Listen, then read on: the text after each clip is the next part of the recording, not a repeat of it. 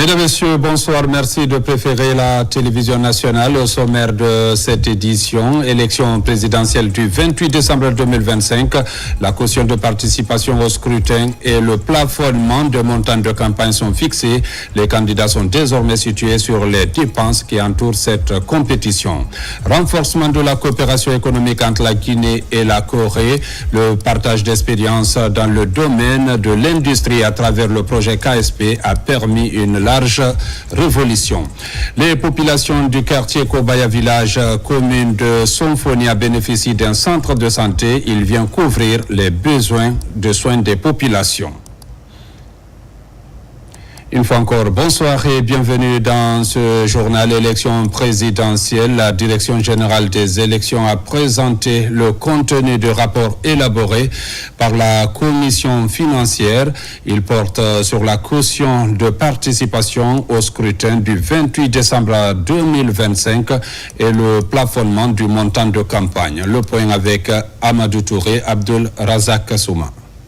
C'est la cérémonie de remise officielle du rapport final d'activité de la commission financière à propos du plafonnement des dépenses de campagne et de caution que chaque candidat à l'élection présidentielle du 28 décembre prochain doit payer.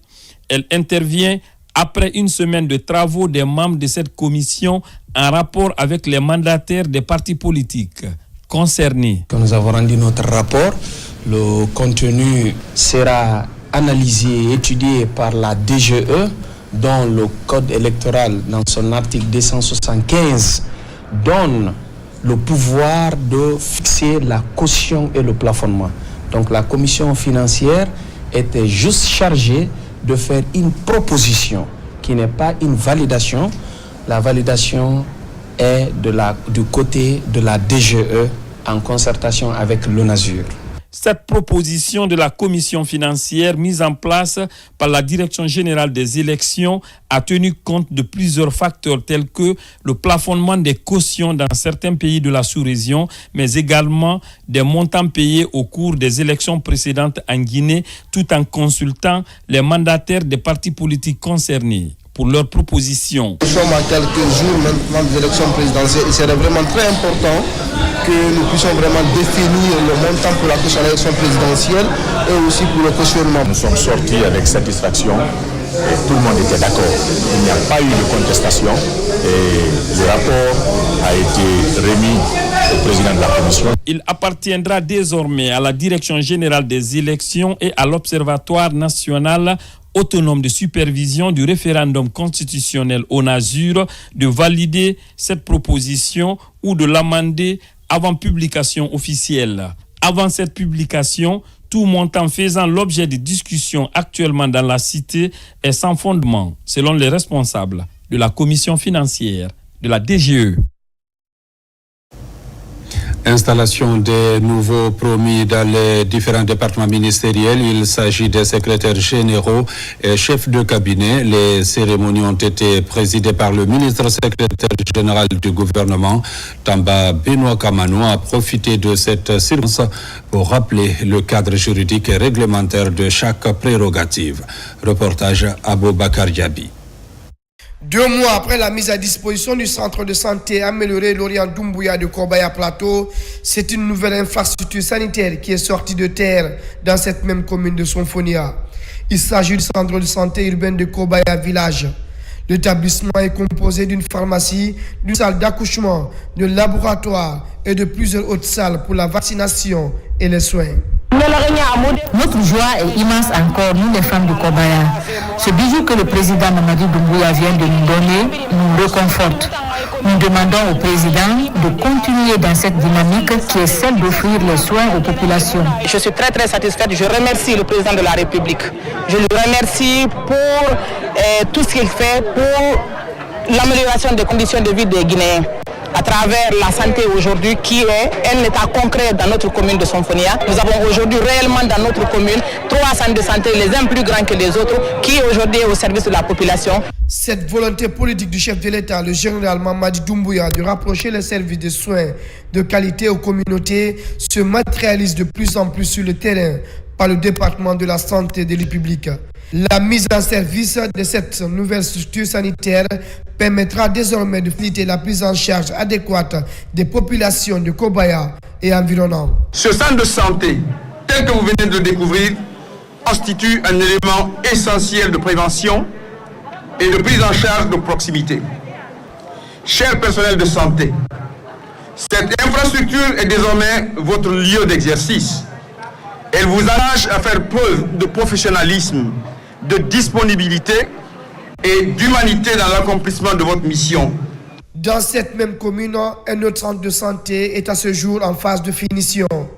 Ce autre édifice sanitaire vient ainsi allonger la liste de plusieurs infrastructures en construction dans cette commune de Sonfonia pour le bien-être de la population. Comme vous venez de le constater, c'était plutôt l'inauguration d'un centre de santé dans la commune de Sonfonia. Installation des nouveaux promis dans les différents départements ministériels. Il s'agit des secrétaires généraux et chefs de cabinet. Les cérémonies ont été présidées par le ministre secrétaire général du gouvernement. Tamba Benoît Kamano a profité de cette circonstance pour rappeler le cadre juridique et réglementaire de chaque prérogative. Reportage Aboubakar Diaby. Pour la bonne continuité de l'administration publique guinéenne, le ministre secrétaire général du gouvernement Tamba Benoît Kamano et son cabinet procèdent à l'installation des nouveaux promus dans plusieurs départements ministériels. Cette passation de service qui se tient sous le leadership du chef du gouvernement Amadou Ouriba concerne les secrétaires généraux et les chefs de cabinet, nouvellement nommés par décret présidentiel. C'est une nouvelle configuration étatique pour booster l'efficacité administrative en Guinée. C'est un traditionnel exercice qui concerne près d'une dizaine de ministères, dont l'agriculture, le tourisme, l'industrie, le commerce, la pêche, la jeunesse, l'énergie, l'élevage et la santé. Permettez-moi donc de rappeler ici que c'est la volonté du chef de l'État d'abord de promouvoir les filles et les fils de l'île afin de conduire le changement qui est en cours. Le retour à l'ordre constitutionnel, c'est aussi renforcer les départements ministériels à travers ces compétences-là. Par décret D092, D093 du 13 octobre 2025 et sur proposition de Monsieur le Premier ministre, chef du gouvernement, Monsieur Amadou Ouriba, le chef de l'État vous a nommé respectivement Madame Dono, secrétaire générale du ministère de l'Industrie et des petites et moyennes entreprises, Monsieur Bamba Ouliano, secrétaire général du ministère du Commerce, Monsieur Diallo, chef de cabinet du ministère de l'Industrie et des petites et moyennes entreprises, Monsieur Massouma, chef de cabinet du ministère du Commerce. Félicitations à vous quatre, que Dieu vous bénisse et qu'il vous accorde la santé et l'énergie nécessaires pour accomplir ces tâches. Ces nouveaux promus au poste stratégique de l'État mesurent déjà les défis actuels et comptent les accomplir par une mission réussie et digne. Une première étape décisive pour matérialiser la vision du chef de l'État, Général Mamadi Doumbouya. Je m'engage donc à contribuer à l'instauration d'un cadre de travail fondé sur la concertation, la confiance et le respect mutuel. Je m'engage ici à poursuivre dans la continuité et le respect des acquis le travail que vous avez amorcé dans un esprit de collaboration et de cohérence institutionnelle. Je mesure pleinement la responsabilité qui m'incombe et je m'engage à vos côtés à faire de cette fonction un levier d'efficacité, de coordination et de résultats concrets au service de la nation. Ces cérémonies d'installation et de passation des services, le fondement juridique et le pouvoir de chaque promu est rappelé pour consolider les bases essentielles d'une administration publique rompue à la tâche. La compétence de ces cadres investis de la confiance du chef de l'État est également soulignée. Les efforts consentis par les cadres sortants dans la coordination des actions publiques depuis un certain temps sont aussi appréciés à leur juste valeur. Cette cérémonie est un acte majeur de la vie administrative. Elle traduit la continuité de l'État, le renforcement de la gouvernance et l'affirmation de la confiance que les plus hautes autorités placent en leur cadre pour servir la nation. Je saisis cette occasion pour féliciter chaleureusement les entrants pour la confiance placée en eux et rendre un hommage aux sortants pour leur sens du devoir, leur loyauté et les efforts fournis dans le service public. Dans ces différents départements ministériels concernés, les secrétaires généraux et les chefs de cabinet entrants et sortants sont tous enthousiastes pour contribuer à travailler ensemble pour le développement socio-économique en Guinée. Ils s'engagent à promouvoir une bonne gouvernance participative et inclusive, axée sur l'esprit d'équipe, transparence et de responsabilité. Très prochainement, d'autres ministères vont être soumis à ces mêmes objectifs républicains pour qualifier davantage le service public guinéen au bénéfice des populations. Suivi rapproché des grands chantiers du ministère du Travail et de la Fonction publique, le ministre était récemment sur le site de construction de la future École nationale d'administration à Kénendé, préfecture de Dubreka. Taux d'exécution des travaux, 60% sur les 5 lots du projet. Le constat avec Mohamed Chérif Kamara, Moussa Namina Keita. Au pied du mont Kakoulima, dans la préfecture de Dubreka, les travaux de construction de la future École nationale d'administration de Guinée se poursuivent à un rythme jugé satisfaisant. Bâtie sur une superficie de 6 hectares, la nouvelle ENA comprendra des salles d'études, des logements, ainsi que des espaces de détente destinés à offrir un cadre moderne et propice à la formation. Pour s'enquérir de l'évolution des travaux, le ministre du Travail et de la Fonction publique s'est rendu sur le site. L'état d'avancement physique se situe entre 55 et 60%. Et l'état d'avancement aussi du paiement, le taux de paiement est de 40% aussi. Donc cela vous montre combien de fois nous avons voulu faire vraiment des efforts pour vraiment aller de l'avant. On évolue vite et on veut finir dans le délai. Nous rassurons que le projet s'exécute dans les règles de l'art avec la vigilance de tous les techniciens concernés pour les différents lots. Et nous avons un suivi sur place et aussi la mission de contrôle qui fait de contrôle dans la semaine. Et nous aussi, nous venons sur le terrain. Avec un taux d'exécution de 60%, le ministre Bruno a constaté une évolution significative de ce projet national. Aujourd'hui, je constate un niveau d'avancement très appréciable. C'est l'occasion pour moi de remercier tous les partenaires, tous les acteurs intervenant sur ce projet, les collaborateurs du ministère du Travail et de la Fonction publique, particulièrement la Direction générale de l'Institut national de formation et de perfectionnement. Et il faut rappeler que cette école est une composante essentielle du programme Simandou Academy, relevant de la vision de développement Simandou 2040. Cette visite s'inscrit dans le cadre du suivi rapproché des grands chantiers publics. Poursuite des réformes budgétaires, le déploiement des nouveaux outils en nette progression avec l'appui des partenaires comme Afritac et le FMI, un modèle de prévision et simulation des recettes est disponible. Le pôle financier se familiarise déjà avec le dispositif pour son opérationnalisation. Reportage Mohamed Seyarsouma. Longtemps attendu, le modèle de prévision et de simulation des recettes est enfin disponible. Son appropriation intéresse le pôle économique. Déjà, les cadres se mettent à jour pour relever ce défi. Le processus se veut inclusif et dynamique. Ce sera un modèle adapté à nos réalités. Ce sera encore un modèle qui pourra nous aider à tenir compte des fluctuations de notre économie et des chocs auxquels il pourra faire face. Ce sera également un modèle qui pourra nous permettre de simuler l'impact de la politique fiscale sur la mobilisation des recettes. Et on a évité en fait que ce soit un modèle qui est conçu et qui est mis à disposition. On a souhaité qu'il soit conçu avec tout le monde parce qu'il est pour tout le monde. Pour l'harmonisation des prévisions et du suivi des recettes, la demande était croissante au niveau des départements sectoriels de l'économie. Cet outil est perçu comme un début de réponse à cette préoccupation.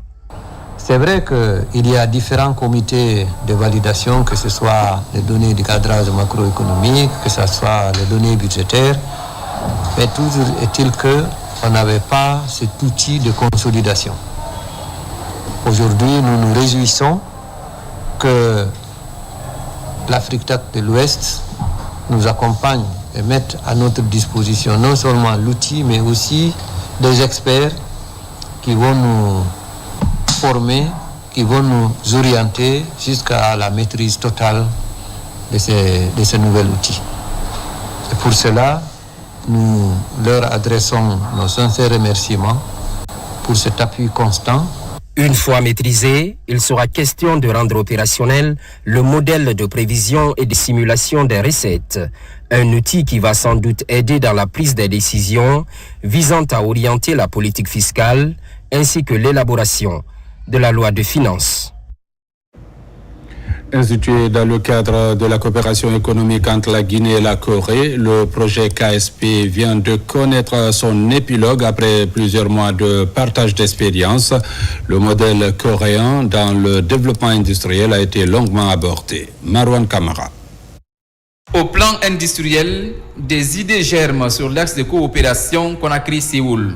Sur le projet KSP Guinée, l'on vient d'achever plusieurs mois de formation et de partage d'expérience.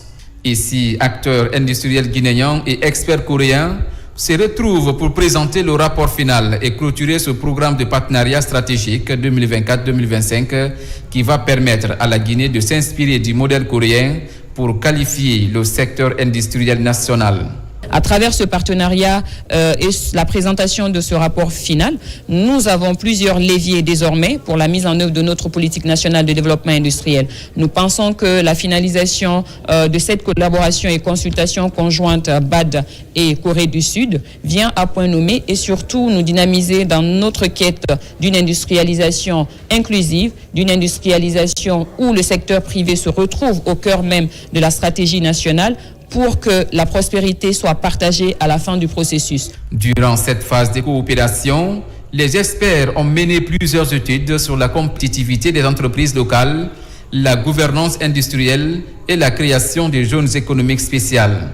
Des sessions de formation ont également permis de renforcer les compétences techniques et managériales de nombreux cadres guinéens. À travers ce projet KSP qui est appuyé et financé par la Banque Exim de Corée et la BAD, c'est un grand plaisir de pouvoir contribuer au développement industriel de la Guinée et j'espère que ce rapport sera également une opportunité pour la Corée du Sud de continuer sa coopération avec la Guinée. À travers le programme KSP, la Guinée pourrait désormais tracer sa voie vers un développement industriel plus performant et durable.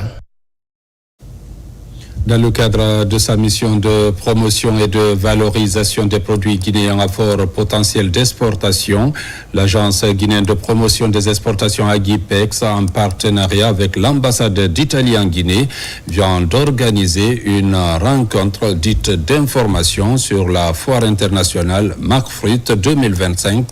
Et cet événement prévu en avril 2026 en Italie vise à présenter aux acteurs du secteur agricole guinéen les opportunités offertes par cette plateforme européenne dédiée aux fruits, légumes, épices, plantes aromatiques et technologies agricoles. Reportage Falilou Diallo.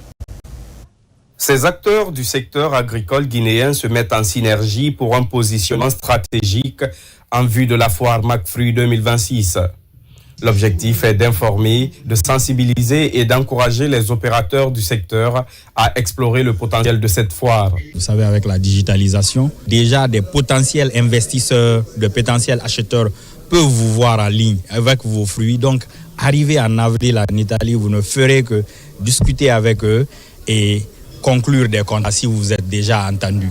Donc, on va leur montrer tout cela. On va leur montrer comment adapter réellement les emballages et les produits aux normes italiennes, européennes. Bien que l'édition 2026 mette un accent particulier sur la mangue et l'avocat, la Guinée ambitionne de valoriser une large gamme de produits agricoles issus de différentes filières telles que l'ananas, l'anacarde et le karité, afin de refléter la diversité et la qualité de son offre exportable. C'est une foire si grande que la vaste majorité des pays de l'Afrique sont déjà là.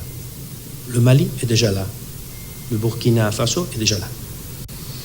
La Guinée nous manquait. Et alors on a fait cette initiative de venir avec une offre commerciale. L'édition 2026 mettra particulièrement à l'honneur deux fruits emblématiques, la mangue et l'avocat. Ce choix thématique résonne tout particulièrement pour notre pays, car nos mangues figurent parmi les meilleurs de la sous-région et nous commençons également à valoriser la filière de l'avocat. Au cours de ce conclave tenu à Conakry, les participants ont été édifiés sur les conditions concrètes de participation. Les offres de réservation de stands ainsi que les différentes formules d'exposition ont été présentées aux entreprises intéressées. Les opérateurs ont également été préparés à mieux valoriser leurs produits en vue d'une éventuelle participation guinéenne, tout en étant sensibilisés à l'utilisation de la plateforme de business meeting, un outil destiné à optimiser leur présence et à faciliter l'organisation de rendez-vous B2B ciblés. Dans l'actualité également, outre la modernisation des écoles et la formation du personnel au sein du ministère de l'enseignement technique, le département vient d'honorer les lauréats de l'année académique 2024-2025. La cérémonie a connu une forte mobilisation des membres du gouvernement, un signe d'engagement à promouvoir l'excellence pour former des ouvriers et techniciens de qualité. Reportage Tierno Ousmane Diallo. L'approche est toute nouvelle dans la promotion de l'enseignement technique. D'une manière solennelle, le département, pour la première fois, célèbre les lauréats avec d'importants présents.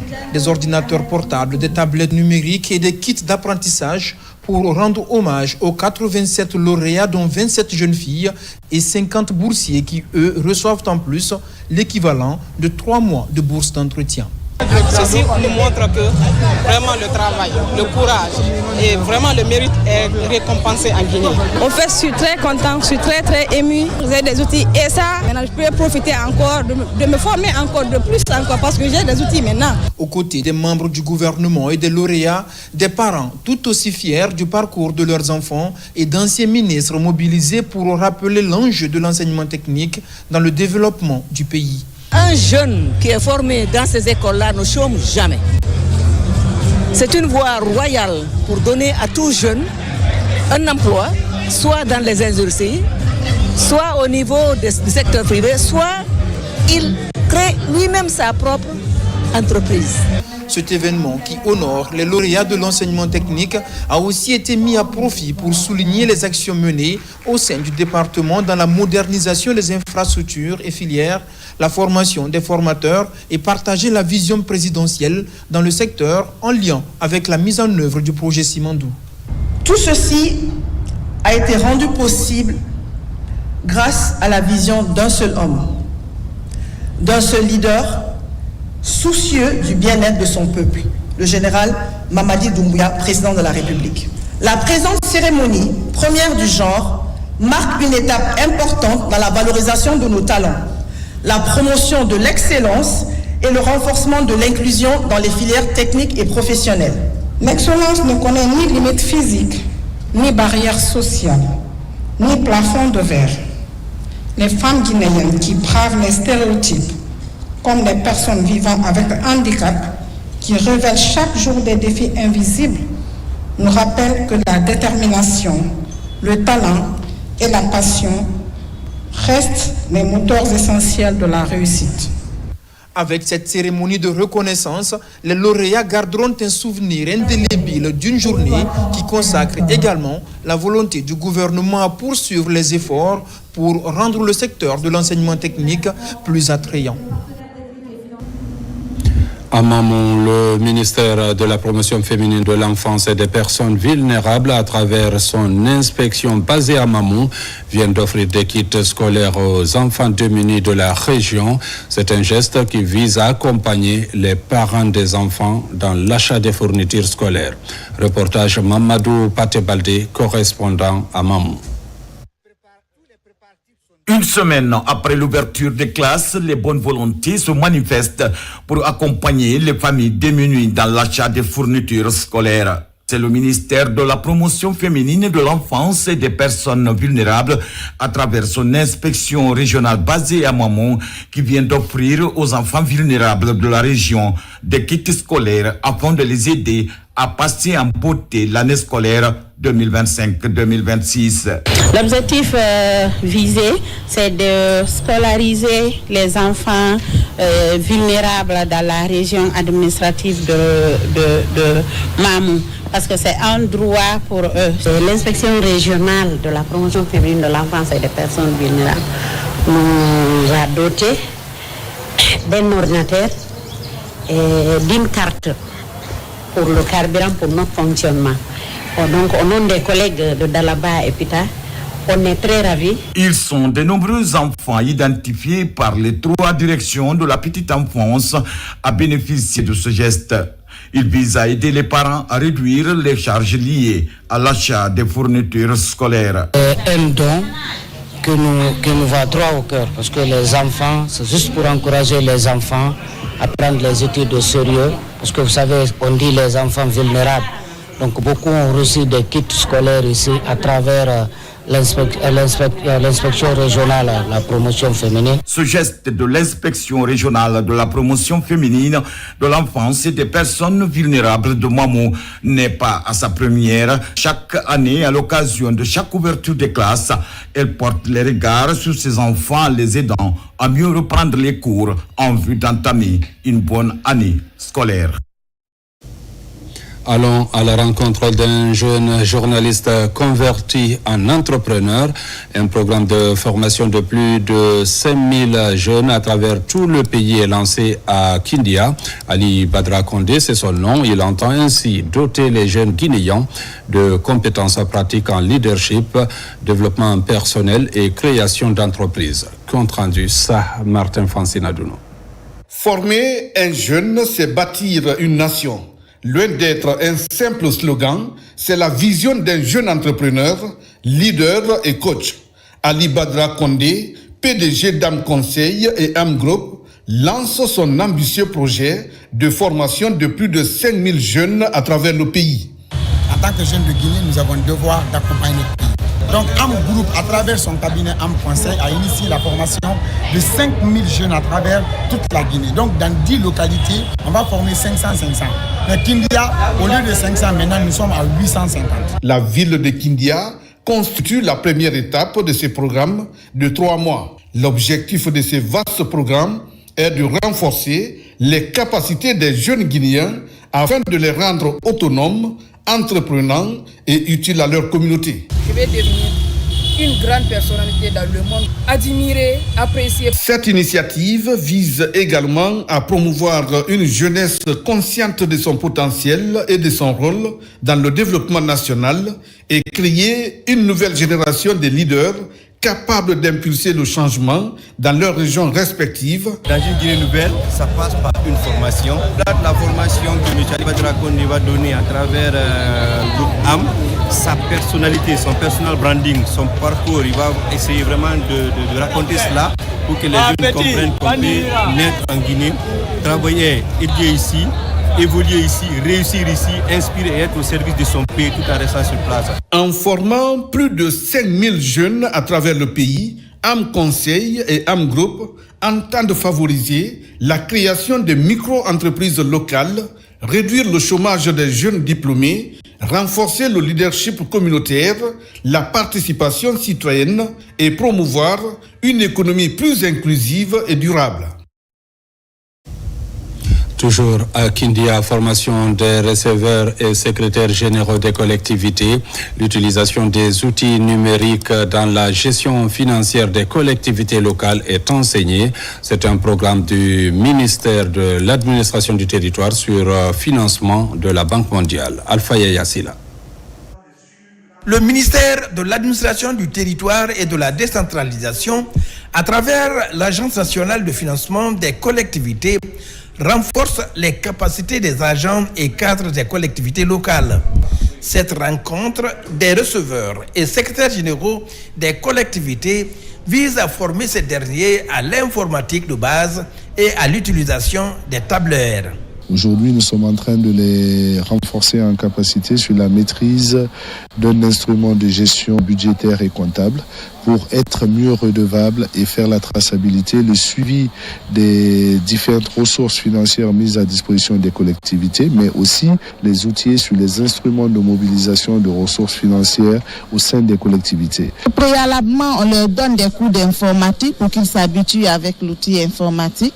Ensuite, on fait la comptabilité administrative pour la confection du budget primitif. Ensuite, on fait l'élaboration du compte de gestion pour les receveurs. Financé par la Banque mondiale, ce projet, exécuté avec la collaboration de l'Agence nationale de digitalisation, est un processus qui aboutira en 2026 à la mise à disposition d'un système intégré au sein des collectivités et qui va créer l'interopérabilité entre les plateformes de collecte d'informations sur les ressources financières. Ça nous permet d'évoluer plus rapidement parce qu'avant, quand on travaillait sur le budget, on termine, on part travailler sur le compte administratif.